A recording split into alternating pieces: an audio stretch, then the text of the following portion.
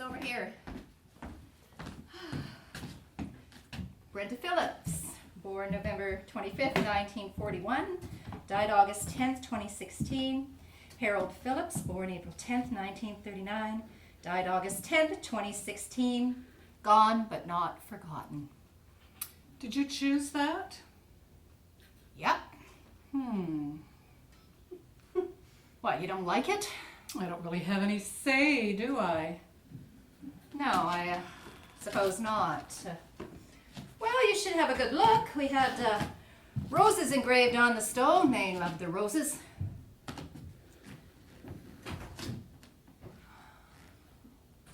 Well?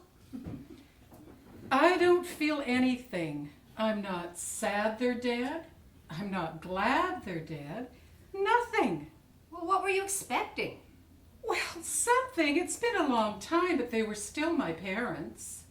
Did you hate them? I told you before, I don't hate them. I know, but that's the right thing to say, isn't it? So? Oh, come on, be honest. No, I don't hate them. Never really have. Well, I was damn ticked off with them and I told them so. I know. I could never understand how they could cut you off like that. I suppose it was really important that I married someone they could approve of. It's like something out of a bad novel. Parents disown daughter for marrying beneath her, and what's worse, someone too old for her. Greg wasn't beneath me. I know that, but they thought so. I mean, he was a mechanic, and they thought you could do better, and besides, they wanted you to get an education before you got married.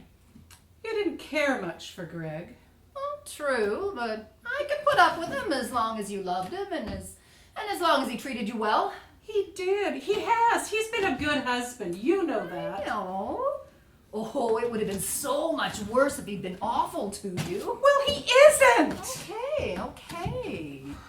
Jeez. I could understand how they felt hurt. I mean, Greg was Dad's school buddy, and it was a shock, a betrayal.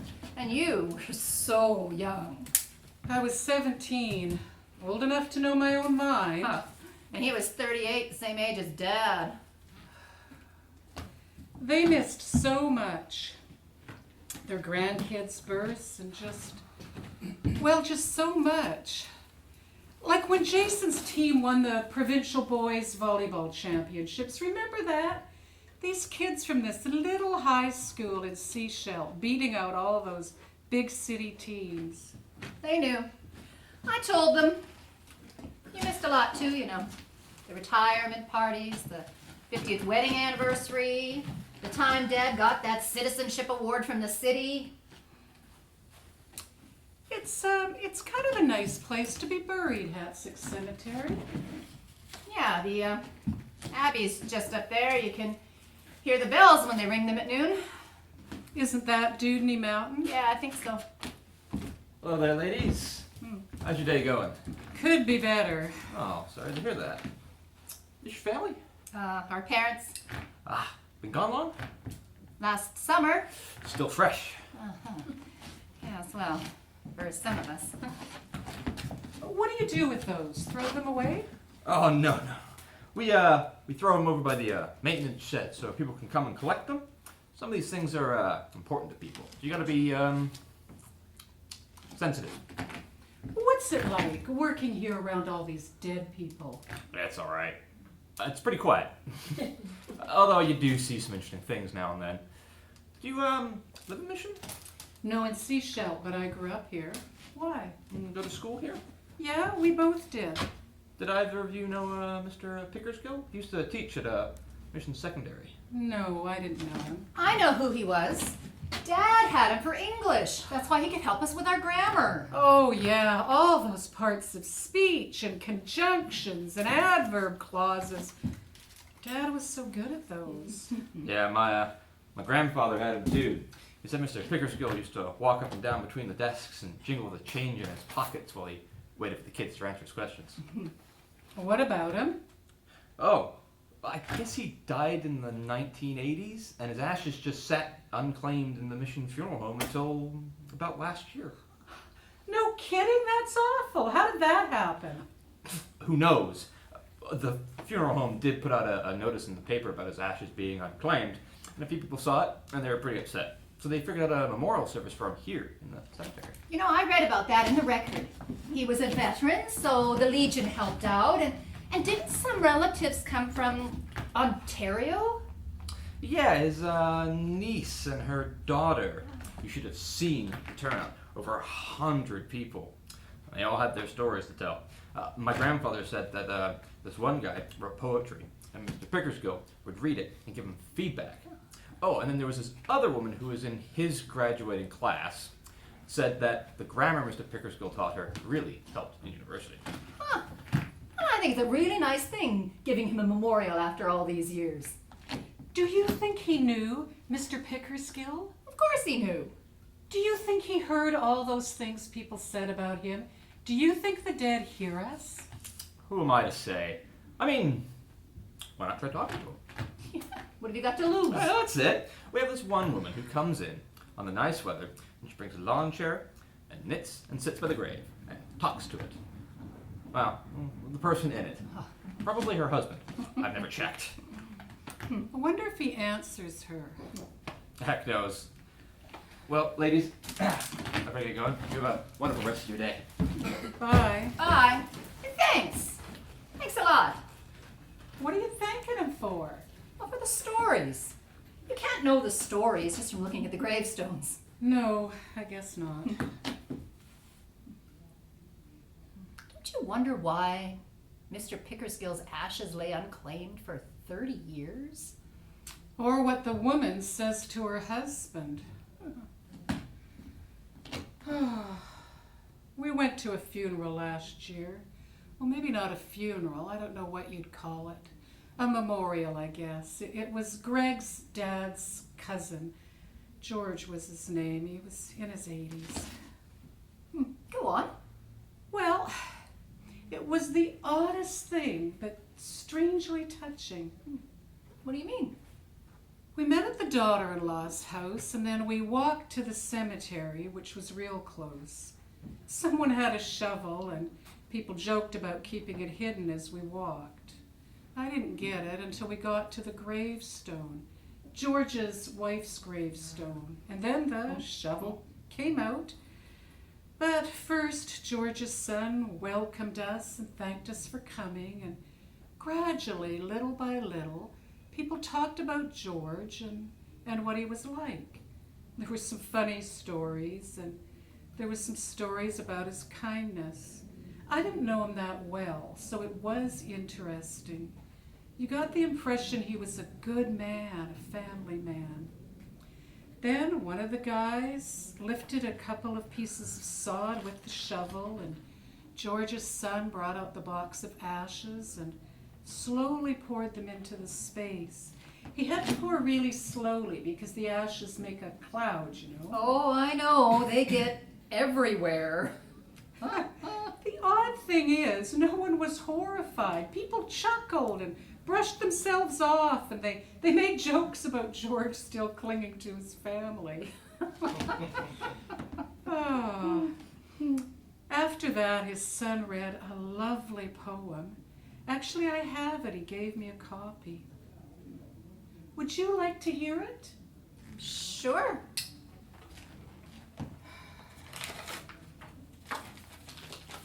It's called How the Light Comes. I cannot tell you how the light comes. What I know is that it is more ancient than imagining, that it travels across an astonishing expanse to reach us, that it loves searching out what is hidden, what is lost, what is forgotten, or in peril or in pain, that it has a fondness for the body, for finding its way towards flesh, for tracing the edges of form, or shining forth through the eye, the hand, the heart. I cannot tell you how the light comes, but that it does, that it will, that it works its way into the deepest dark that enfolds you, though it may seem long ages in coming, or arrive in a shape you will not foresee. And so may we this day turn ourselves toward it. May we lift our faces to let it find us. May we bend our bodies to follow the arc it makes. May we open and open more, and open still to the blessed light that comes. Blessed light that comes. That's beautiful. So after the poem, we had a minute's silence and lots of hugs, and then everybody went back to the house for wine and snacks. Oh, that sounds pretty special. I thought it was perfect. Shall I tell you about Mom and Dad's funeral? Shall I tell you about the funeral? What's in the bag?